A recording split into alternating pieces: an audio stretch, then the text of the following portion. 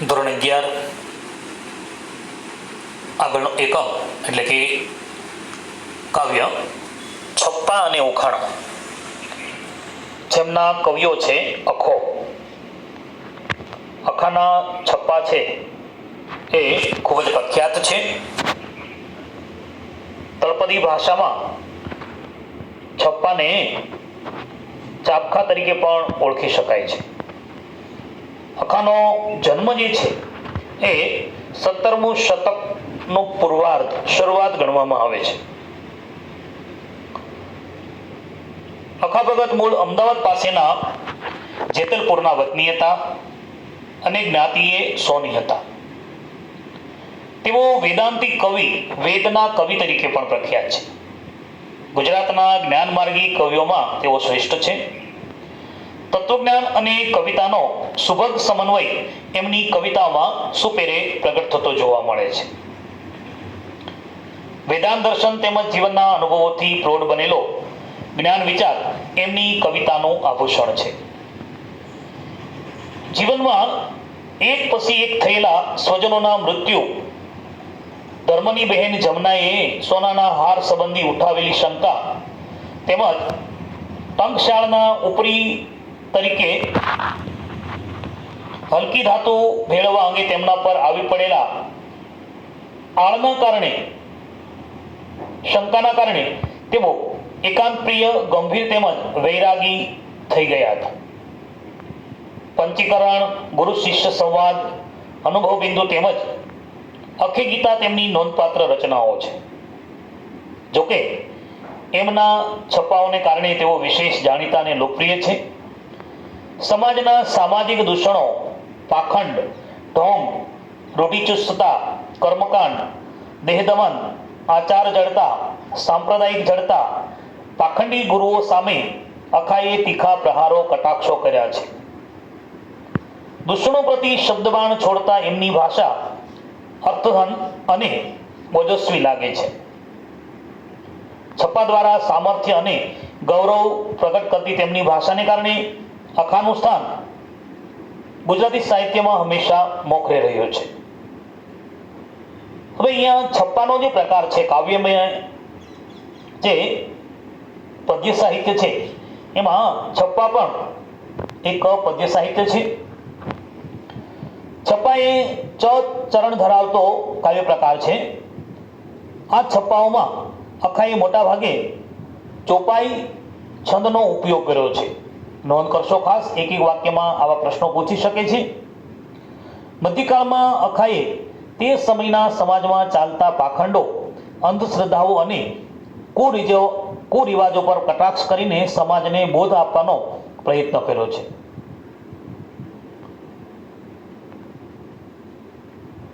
પહેલા છપ્પામાં અનુભવ જ્ઞાનનો મહિમા કરવામાં આવ્યો છે. કવિએ અનુભવ રૂપી પાંખ જેમની પાસે છે તેમણે સંસારની આંટીઘોટીથી ડરવા જેવું કશું નથી એ વાત ઉંદર અને પંખીના દ્રષ્ટાંત દ્વારા સમજાવે છે. આવો આપણે પણ સમજીએ. પેલું છપ્પો જે છે, છપ્પા એકની અંદર આવી નગરમાં લાગી લાય, પંખીને શું ધોખો થાય, ઉંદર બિચારા કરે શોર, જેનો નહીં ઉડવાનો જોર, અખા જ્ઞાની ભયથી કેમ ડરે, જેની અનુભવ પાંખ આકાશે ફરે. તો પેલા છપ્પાની અંદર આપને કવિ જણાવે છે કે નગરમાં, શહેરમાં આગ લાગે છે, પરંતુ પંખીઓને એમની કોઈ ફરિયાદ નથી, કોઈ ડર નથી. કારણ તે ઉડીને નગરથી દૂર ચાલ્યા જાય છે. આગના કારણે ઉડવાની ક્ષમતા ન ધરાવતા ઉંદર ગભરાઈ જાય અને કોલાહલ કરી મૂકે છે. આવું પહેલા છપ્પામાં આપણને આખો સમજાવે છે. તો આ છપ્પાની અંદર અનુભવ જ્ઞાનનો મહિમા કરવામાં આવ્યો છે. કવિએ અનુભવ રૂપી પાંખ જેમની પાસે છે તેમણે સંસારની આંટીઘોટીથી ડરવા જેવું નથી એ વાત ઉંદરના દ્રષ્ટાંત દ્વારા આપણને સમજાવે છે. અહીંયા ઉંદર અને પંખી બંનેનું દ્રષ્ટાંત છે. કોઈ પણ જગ્યાએ આગ લાગી હોય, એવી પરિસ્થિતિ જ્યારે નિર્માણ થાય, ત્યારે કોઈ આફત આવી હોય, કોઈ મુશ્કેલી આવે, તો એવી જગ્યાએ જ્યારે જ્ઞાની માણસો છે એ ચૂપચાપ બેસી રહેતો નથી, પરંતુ પોતાના અનુભવ રૂપી જ્ઞાનથી તે વિકટ પરિસ્થિતિનો હિંમતથી સામનો કરે છે. આગનો સામનો કરી તેમાંથી પણ તે સફળતા મેળવી અને એ મુશ્કેલીઓને દૂર કરી. કપરી પરિસ્થિતિમાં પણ શોર બકોર ન કરતા, ડરી ન જતા, વિઘ્નો કે વિષમ પરિસ્થિતિમાં પણ વિચલિત ન થતા શ્રદ્ધા અને આત્મવિશ્વાસથી તેનો સામનો હિંમતથી કરવો જોઈએ, એવું આપણને પહેલા છપામાં આખો કહે છે. જેમ પંખી આગ લાગે ત્યારે આગ પાસે બેસી નથી રહેતું, પણ તેનાથી બચવા આકાશમાં ઉડે છે, તેમ માણસે પણ ગમે એવી પરિસ્થિતિમાં બેસી ન રહેતા તેનાથી બચવા પ્રયત્ન કરવો જોઈએ. ઉંદર આગ લાગતા શોર બકોર કરી મૂકે છે, પણ તેનાથી તે આગ સામે રક્ષણ નથી મેળવી શકતો, કારણ કે તેને આગ સામે રક્ષણ કેવી રીતે મેળવી શકાય તેનું જ્ઞાન જ નથી. આમ અજ્ઞાની માણસ ભયથી ડરી જાય છે, જ્યારે પંખી જેવા જ્ઞાની માણસો ભયમાં પણ આકાશ રૂપી વિશાળ જ્ઞાનથી ભય સામે રક્ષણ મેળવી શકે છે, એવું પહેલા છપ્પાની અંદર અખો કહે છે. બીજા છપ્પામાં ભાષાને શું વળગે ભૂર, જે રણમાં જીતે તે શુર, સંસ્કૃત બોલીએ શું થયું, કોઈ પ્રાકૃતમાંથી નાસી ગયું, 52નો સઘળો વિસ્તાર, અખા 53મો જાણે પાર. શું કહે છે બીજા છપ્પામાં? બીજા છપ્પામાં ભાષાઓને ગૌણ ગણવામાં આવી છે. યુદ્ધમાં તો ભાષાથી નહીં, પણ જે શૂરવીર હોય ને તે જીતી શકે છે. યુદ્ધના મેદાનમાં જઈને ગમે એવું બોલીએ તો જીતી નથી શકાતું, એવું આ છપ્પામાં આપણને અખો કહે છે. યુદ્ધના મેદાનમાં તો શસ્ત્રોથી જીતી શકાય છે, નહીં કે બોલવાથી જીતી શકાય છે. શિષ્ટ એવી સંસ્કૃત ભાષા ગમે તેટલી બોલો, એનાથી શું થાય? યુદ્ધમાં જઈએ તો કોઈને સમજાવવા માટે પોતાની જે પ્રાકૃત ભાષા છે, લોક ભાષા છે, એમનો જ ઉપયોગ કરીએ તો જ એ આપણી ભાષાનો અર્થ સમજી શકે છે, એવું બીજા છપ્પામાં કહે છે. આ બધો મૂળાક્ષરના 52 અક્ષરનો વિસ્તાર છે, પણ આ સંસાર રૂપી 52 અક્ષરથી મુક્ત થઈ જે પરમ તત્વ રૂપી 53મો અક્ષર એટલે કોણ? તો કે ઈશ્વર છે. જો એને આપણે જાણી જઈએ ને તો આપણે પાર પામીએ છીએ, એવું બીજા છપ્પામાં કહે છે. તો ભાષા વિશેનો જે વાત છે, ભાષાને ગૌણ ગણાવે છે. સાચું મૂલ્ય તો બોલનારની ભાવના કેવી છે ને તેના ઉપર જ છે. જેમ કે સંસ્કૃત ભાષાનો જાણકાર માણસ હોય ને ગમે તેટલું શિષ્ટ ભાષામાં બોલે તો પણ જે માણસને સંસ્કૃત નથી આવડતું તેના માટે તે નકામું છે કે નહીં? આ બંને વચ્ચે પરસ્પર ભાવનાને સમજવાની જો સમજણ આવે તો જ એ સમજી શકે, અથવા તો એ સમજણની આપણે થતી નથી. જેવી રીતે યુદ્ધના મેદાનમાં તમે લડવા જાઓ ત્યારે ત્યાં દુશ્મનના સૈન્ય સામે ઊભા રહીને લડવાની તમારામાં બહાદુરી અને પરાક્રમ હોવા જોઈએ, તો જ તમે લડાઈમાં જીતી શકો છો. સારી શિષ્ટ ભાષા જાણવા કે બોલવાથી યુદ્ધ જીતી શકાતું નથી. અને ભાષા તો એ 52 અક્ષરનો મૂળાક્ષર જોવા મળે છે, એટલી સીમિત છે, પરંતુ ભાષાથી સર્વ પ્રકારનું સુખ કે જ્ઞાન મેળવી શકાતું નથી. ખરા સમયે જે કામ લાગે ને તે વસ્તુ સામાન્ય હોય તો પણ તેનું મૂલ્ય છે. જેમ કે કોઈ માણસ સંસ્કૃત ન જાણતો હોય પણ પ્રાકૃત લોકબોલી જાણતો હોય, લોકભાષા જાણતો હોય, તો તે સામેની વ્યક્તિ સુધી પોતાના મનના ભાવો પહોંચાડી શકે તો જ એનું મહત્વ છે. આ બીજા છપ્પામાં કીધું છે. આમ કવિ આ છપ્પામાં શિષ્ટ એવી સંસ્કૃત ભાષા સામે પ્રાકૃત કે તળપદી બોલી અર્થ ક્ષમતા સીધી મૂળાક્ષરના 52 અક્ષરથી ઘેરાયેલા સંસારથી મુક્ત થઈ પરમ તત્વ રૂપી 53મા અક્ષરને એટલે કે ભગવાનને આરાધવાની અનુભવજન્ય વાત કરી ભાષાની ગૌણતાની આપણને એ જ્ઞાત કરાવે છે, સમજાવે છે. તો આ છપ્પાની વાત છે. આ છપ્પાની અંદર એમણે આ વાત સમજાવેલી છે આપણને. ત્યારબાદ શામળ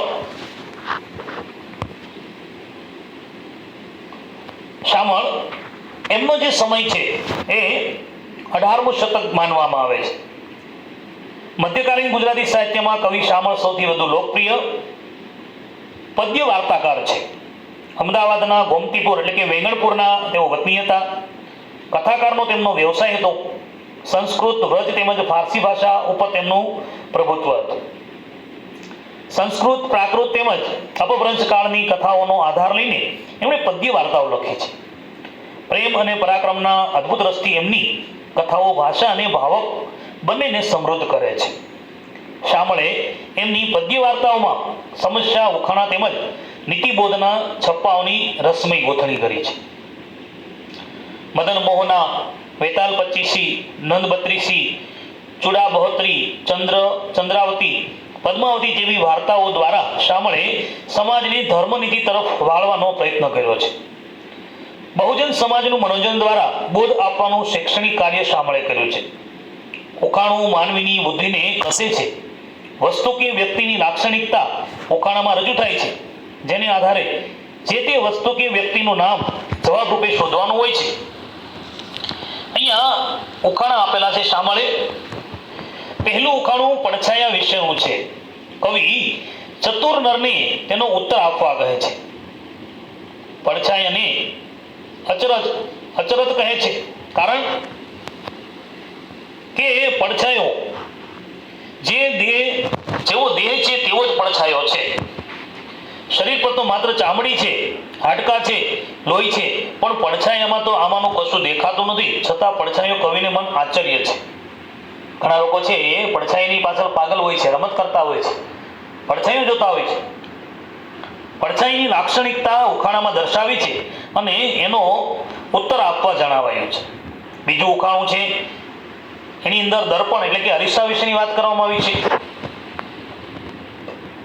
દર્પણ શરીરની ઓળખ આપ્યા પછી એ સરોવરનું જળ કોઈ પીતું ન હોવાનું અને સરોવર કાંઠે કોઈ પંખી આવતું ન હોવાનું જણાવી કવિ જવાબ વિશે જિજ્ઞાસા જન્માવી છે.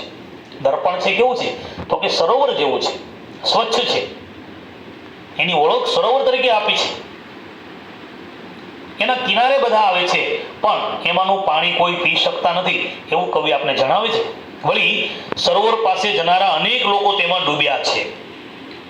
સરોવરની અંદર જાય તો ઘણા ડૂબી જાય, એમ કાચની પાસે, દર્પણની પાસે જાય તો લોકો સતત ને સતત એની સામું જોયા કરે છે, એનું સૌંદર્ય જોયા કરે છે. આવી રહસ્ય મમતા પણ કવિએ રચી છે. અરીસામાં જોઈ રૂપની પાછળ ઘેલા થનારા અનેક લોકો આ તરફ આંગળી સીધીને કવિ અંતે પતિ પાસે અરીસો મંગાવતી નાયિકા દ્વારા અરીસાથી યૌવનને પૂર્ણતા મળતી હોવાનો સંકેત કરે છે.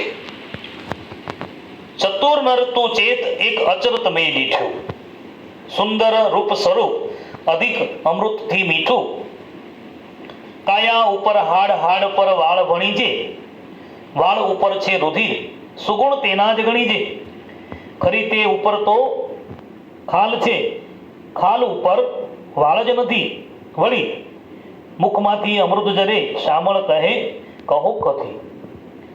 તો પહેલા ઉખાણાની અંદર આપણને કવિ શામળ છે શું કહે છે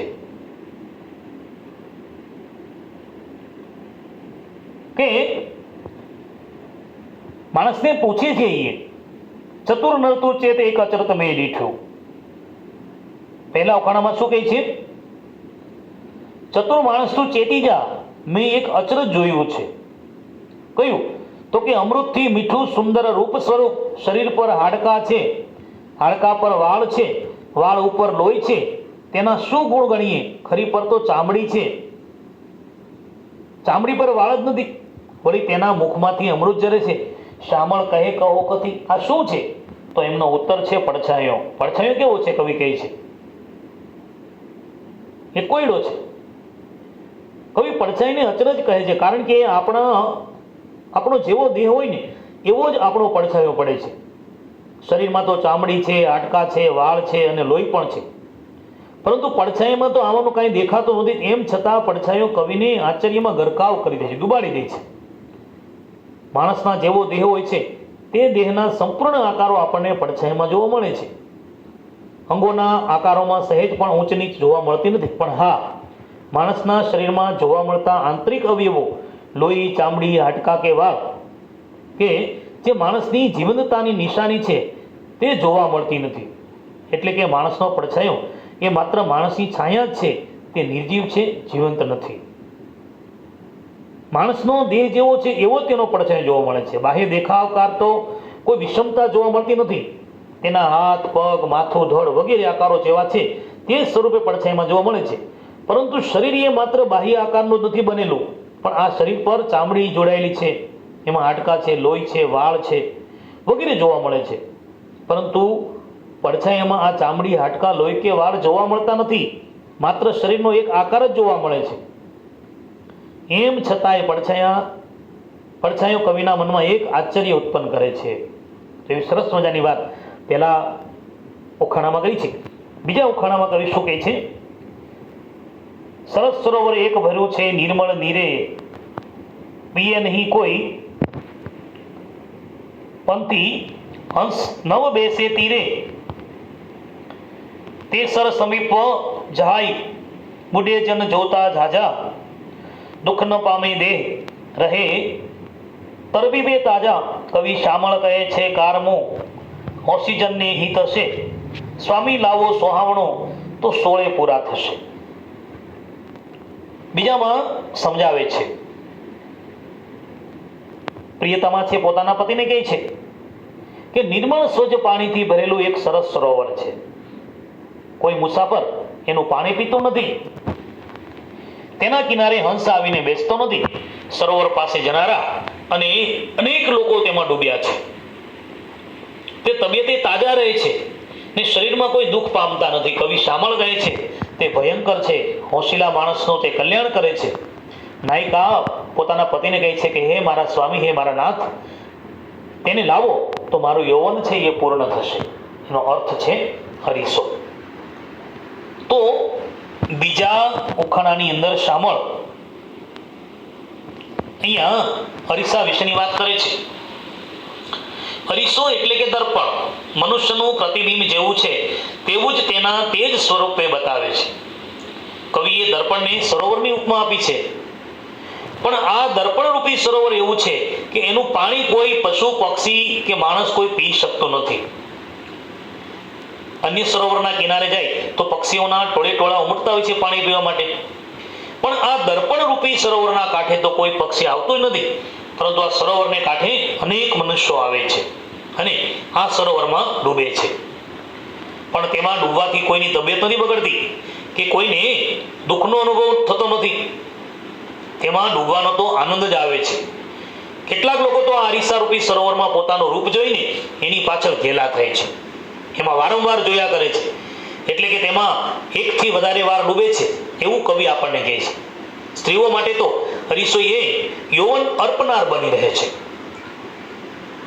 આ સરસ મજાનો જે ઉખાણું છે એમાં કવિ બતાવે છે કે નાયિકા છે એ પોતાના પતિને કહે છે કે હે સ્વામીનાથ, આપ મારા માટે હરીસો લઈ આવો, દર્પણ લઈ આવો ને તો 16 વર્ષની જે યુવાનીની પૂર્ણતા છે એ હરીસાના કારણે પૂર્ણ થશે એવું આ ઉખાણાની અંદર કવિ આપને જણાવે છે.